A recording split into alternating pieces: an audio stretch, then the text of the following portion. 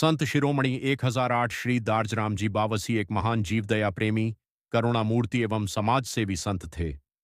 वे Punjab national bank के सेवानिवृत्त कर्मचारी थे और राजस्थान राज्य के सुमेरपुर नगर में नदी के समीप स्थित मंदिर में निवास करते थे। उनका जीवन पशु पक्षियों, गौसेवा और समस्त जीवों के कल्याण हेतु पूर्णतः समर्पित था। मात्र 20 वर्ष की आयु से ही उन्होंने बेजुबान पशु पक्षियों के लिए भोजन एवं संरक्षण की सेवा प्रारंभ कर दी थी।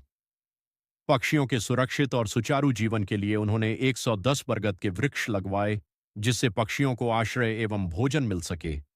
साथ ही गांव के आसपास रहने वाले पशुओं के लिए पानी की व्यवस्था सुनिश्चित करने हेतु एक तालाब का निर्माण करवाया। वे प्रतिदिन प्रातःकाल नंगे पैर, कंधे पर कपड़े की झोली लेकर 2 से 3 घंटे तक आसपास के विभिन्न गांवों में मुंह दुकरी, दान संग्रह हेतु जाते थे। लोग उन्हें श्रद्धापूर्वक गुड़, सब्जियां, अनाज, धनराशि तथा अन्य आवश्यक वस्तुएं प्रदान करते थे। संत श्री उन सभी वस्तुओं को एकत्रित कर पशु पक्षियों में वितरित कर देते थे। उन्होंने पशु प्रेमियों एवं सेवाभावी लोगों का एक समूह भी तैयार किया, जिनसे सहयोग राशि एकत्रित की जाती थी।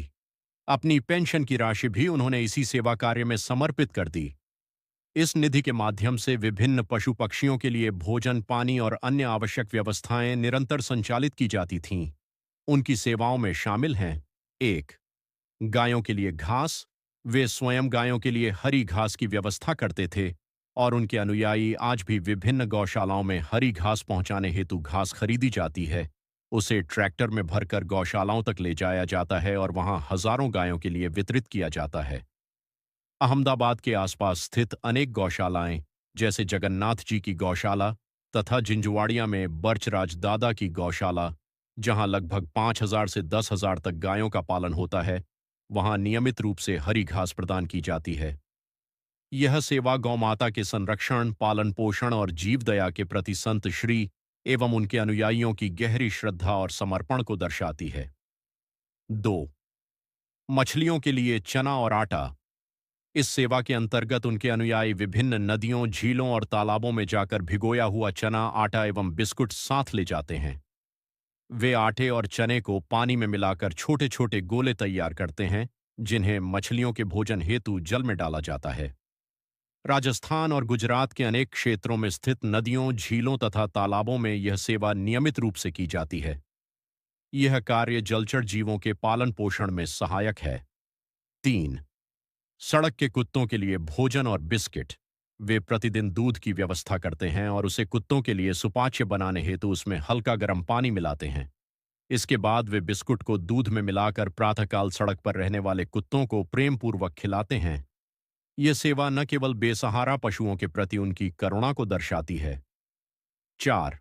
बंदरों के लिए आलू और रोटियां।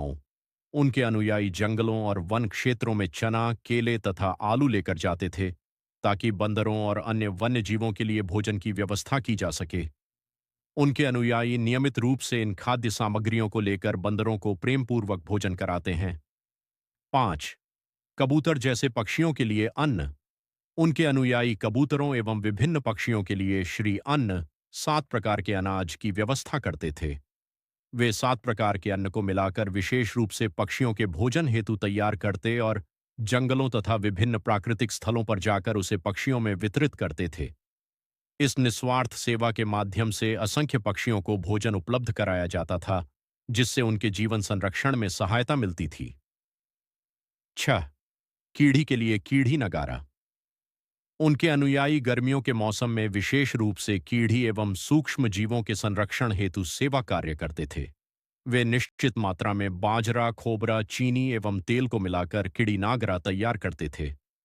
इस मिश्रण को नारियल के गोले में भरकर पेड़ों के समीप लगभग 2 से 3 फुट गहरा गड्ढा खोदा जाता था, जिसमें उस गोले को सुरक्षित रूप से रखकर मिट्टी से भर दिया जाता था। यह सेवा विशेष रूप से गर्मियों के दौरान की जाती थी, ताकि धरती के भीतर रहने वाले कीड़ी एवं छोटे जीवों को भोजन उपलब्ध हो सके। पिछले 60 वर्षों से संत शिरोमणि श्री दारजराम जी बावसी के अनुयायी